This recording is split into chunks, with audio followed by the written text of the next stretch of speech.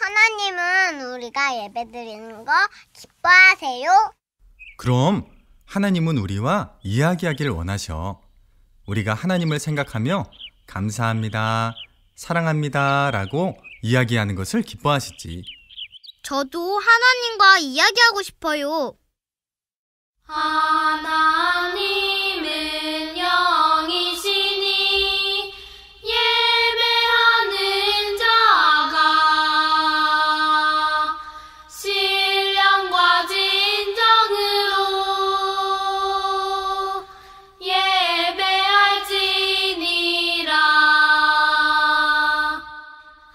하나님은 영이시니 예배하는 자가 신령과 진정으로 예배할지니라. 하나님은 영이시니 예배하는 자가 신령과 진정으로 예배할지니라. 예배할지니라. 하나님은 영이시니 예배하는 자가 신령과 진정으로 예배할지니라. 하나님은 영이시니 예배하는 자가 신령과 진정으로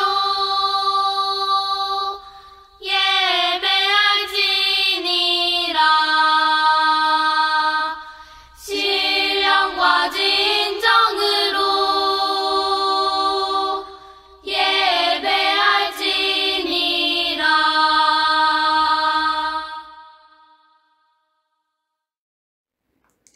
우리는 지금 예배를 드리고 있습니다.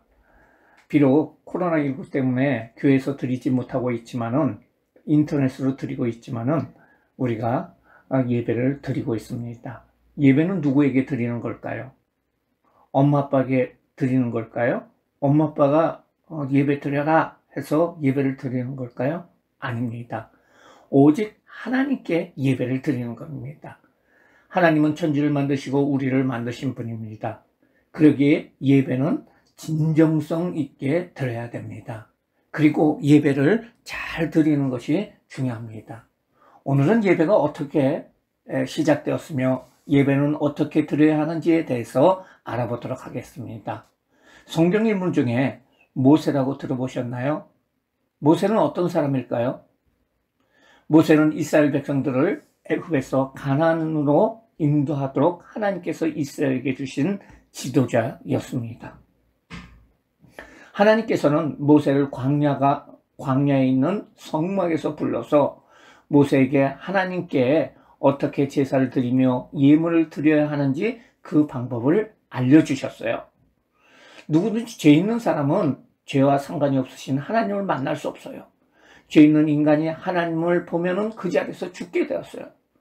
그런데 하나님은 이스라엘 백성들을 하나님 백성으로 삼아 주시고 모세를 통해서 하나님 앞에 죄를 없애고 하나님을 만나는 방법을 알려주셨는데 그것이 바로 제사인 거예요.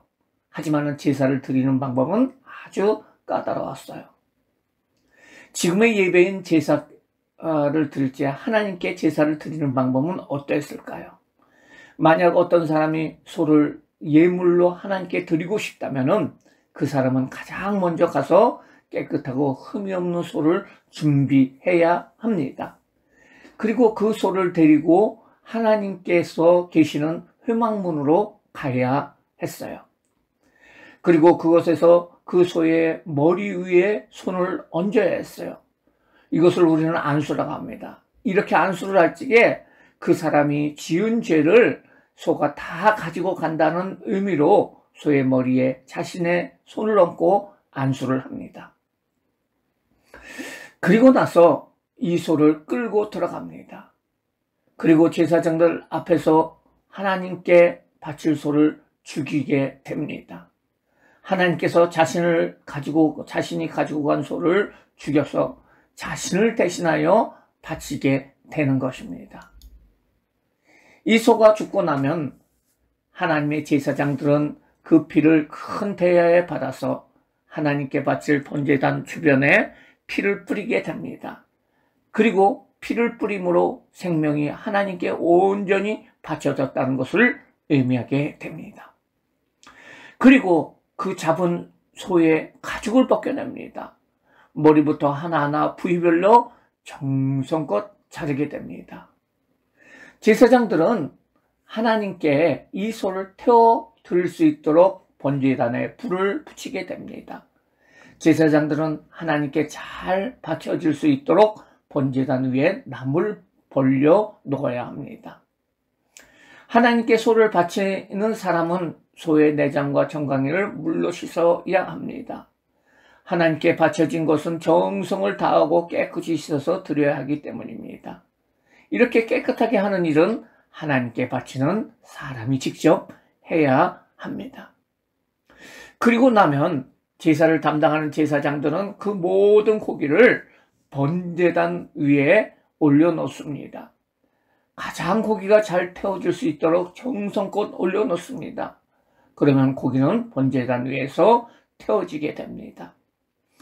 번제단 위에서 바쳐진 소가 태워지게 되면 그곳에서는 영리가 나게 되죠. 하나님께서는 정성껏 바쳐진 그 소가 불에 태워질 때에 그것을 받으십니다. 하나님께서는 마치 좋은 향기를 맡으시는 것 같이 그 예물을 드리는 사람을 기뻐하십니다. 이렇게 드리는 제사를 번제라고 합니다. 이 말은 태워서 드리는 제사라는 뜻이에요. 그러면 왜 요즘에는 옛날 구약 시대처럼 소를 잡아서 태워 드리는 제사를 하지 않을까요?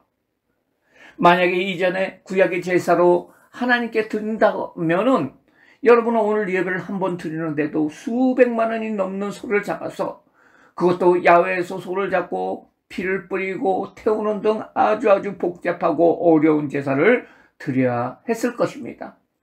힘도 많이 들고요. 돈도 많이 드는 것이 바로 제사였어요. 그리고 정해진 절차에 따라 제사를 드려야지 그렇지 않으면 소용이 없는 것이 바로 제사입니다. 이것이 바로 제사입니다. 하나님 앞에 나가는 것이 얼마나 어렵고 힘들고 정성을 들여야 한다는 것을 알 수 있는 것이 제사 의식이라고 할 수가 있어요. 그러나 이 제사는 임시적이에요. 죄를 지면 또 제사를 드려야 되고, 죄를 지면 또 제사를 드려야 되고, 그 한 번의 제사가 영원히 가는 것이 아니고, 바로 며칠도 안 갈 수도 있고, 한 달도 안 갈 수도 있고, 3일도 안 갈 수도 있다는 거예요. 그런데 이 불완전하고 힘든 모든 제사를 완벽하게 만드신 분이 계십니다. 그분이 바로 예수님이십니다. 매년마다 수많은 소들이 죄를 지은 사람을 대신하여 죽어야 했는데 이 때문에 오신 예수님께서 소가 지은 사람의 죄 지은 사람의 죄를 모두 가지고 죽듯이 우리의 모든 죄를 대신 다 가지시고 십자가에 피 흘려 죽었어서 죽었기 때문에 우리는 더 이상 우리의 죄를 위해서 짐승을 죽일 필요가 없게 된 것입니다. 마치 여러분이 매일매일 가게에 가서 아이스크림을 사 먹어야 되는데 어느 날 아빠가 아이스크림을 만드는 기계를 사오시면은 먹고 풀 때마다 아이스크림을 계속해서 만들어 먹을 수 있는 것처럼 죄가 있을 때마다 매일매일 드렸던 그 제사를 단번에 예수님은 예배로 바꾸시면서 완벽한 제사를 만드셨다는 것입니다. 예배란 나를 위해서 나를 죄에서 구원하시기 위해서 하나밖에 없는 아들이신 예수님을 이 땅에 보내주신 하나님께서 날 대신하여 죽으신 예수님의 은혜로 우리를 구원해 주신 하나님께 감사와 정성을 다해 드리는 가장 거룩한 예식이라고 할 수가 있습니다. 그러므로 우리는 하나님께 예배를 드릴 때 소를 잡아서 제사할 때 그 사람이 정성을 다해 그 제물을 하나님께 드렸듯이 우리도 집중하여 하나님께 깨끗하고 정성된 마음으로 예배하는 사람들이 되어야 합니다. 그래야 그 예배가 좋은 향기가 되어서 하나님께 드려지게 됩니다. 예배를 드릴 적에 우리는 5가지 요소가 있다는 것을 알 수가 있어요. 5가지 방법이 있어요. 첫 번째는 찬송입니다. 찬송은 우리가 흥이 나서 노래를 부르는 것이 아니라 하나님께서 들으시는 아름다운 노래입니다. 우리는 찬송을 기쁜 마음으로 하나님을 생각하며 불러야 합니다. 두 번째는 기도입니다. 기도는 하나님 앞에 우리의 소원을 알리는 것입니다. 그러기에 우리가 개인적인 기도가 있고 대표 기도가 있고 목사님 설교 후에 우리를 대신해서 기도하는 그 기도가 있고 주기도문이 있고 그리고 목사님이 예배 끝 맨 뒤에 하는 축복하는 축도가 있습니다. 세 번째 그 예배 요소로는 바로 설교가 있어요. 지금도 제가 어린이 여러분에게 설교를 하고 있지 않습니까? 설교는 하나님이 주신 성경을 풀이하여서 쉽게 들려주는 것이 바로 설교예요. 설교는 하나님께서 우리에게 해주시고 싶은 말씀을 하시는 거기 때문에 우리는 설교에 집중해요 들어야 합니다. 그리고 그 설교의 말씀대로 행해야 됩니다. 넷째로 헌금이 있어요. 구약 제사에서는 매번 예배를 드릴 때마다 몇백만이 넘는 소와 양과 비둘기를 바쳐 드렸어요. 우리는 그렇게 드리지 못하지만 하나님 앞에 감사하는 마음으로 가지고 있는 돈 중에서 일부를 하나님께 드리는 거예요. 예배 때 드리는 헌금을 주일 헌금이라고 얘기를 하고 있고요. 주일 예배 때 드리는 헌금을 주일 헌금이라고 하고 있고요. 생일이나 좋은 일이나 평소에도 좋은 일이 생길 때 감사한 일이 생길 때 드리는 헌금을 감사헌금이라고 하고 있어요. 그리고 또 한 달의 소득 중에서 우리는 용돈이라고 써 있는데요. 수입의 10분의 1을 드리는 것이 11조예요.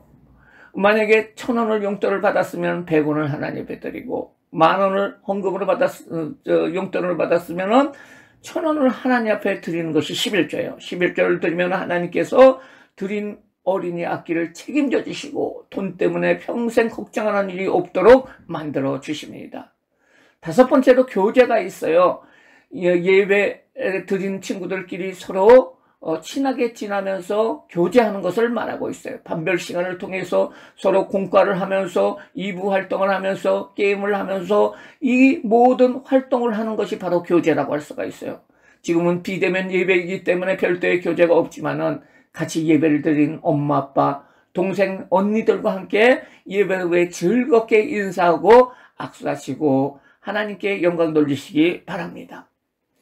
예수님께서도 우리가 예배를 드릴 때 어떤 마음으로 예배를 드려야 하는지를 말씀해 주셨어요. 이 말씀을 우리가 다시 읽으면서 참된 예배하는 믿음의 사람이 되겠다는 다짐을 갖는 우리 어린이들 되기를 바라요. 오늘 말씀 챈트를 다 함께 읽으면서 설교를 마칩니다. 하나님은 영이시니 예배하는 자가 신령과 진정으로 예배할지니라. 신령이라는 것은 성령으로 예배를 한다는 거예요. 진정이라는 것은 우리가 마음을 다해서 하나님 앞에 예배를 드려야 된다는 거예요. 오늘 우리 친구들은 이렇게 신령과 진정으로 하나님 앞에 예배를 드려요.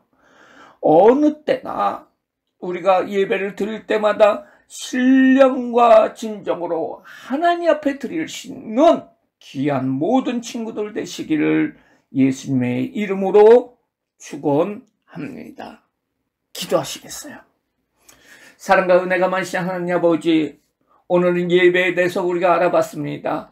구약시대는 예배를 대신해서 제사를 드렸는데요. 너무너무 복잡하고 돈도 많이 들어가고 힘든 그런 예배 제사를 통해서 하나님을 겨우 조금씩만 만나는 일들이 있었는데 예수님의 오심으로 말미암아 예수님이 십자가에 죽으시고 부활 승천 하심으로 말미암아 이제는 예수님을 생각하면서 예배를 드릴 수 있도록 만들어 주심을 감사를 드립니다. 우리 친구들 예배할 때마다 진정과 신령으로 하나님 앞에 예배드릴 수 있도록 인도하여 주시고, 예배의 요소인 찬송을 하나님 앞에 잘 드리게 하여 주시고, 기쁜 마음으로 드리게 하시고, 기도를 하나님 앞에 우리가 진정으로 드리게 하여 주시고, 설교를 잘 듣게 하여 주시고, 하나님 앞에 헌신인 헌금을 감사하는 마음으로 드리게 하여 주시고, 또한 예배하는 자 서로 교제할 수 있는 은혜를 허락하여 주시옵소서. 이걸 통해서 하나님 앞에서, 영이신 하나님 앞에서 예배를 우리가 성령으로 드리고 진정으로 드림으로 말미암아 하나님의 복받는 귀한 모든 친구들 될 수 있도록 인도하여 주시고, 우리가 평생 동안 하나님 앞에 예배드리는 모든 친구들, 엄마 아빠들 될 수 있도록 주님 인도하여 주시옵소서. 감사하며 예수님의 이름으로 기도드리옵나이다. 아멘.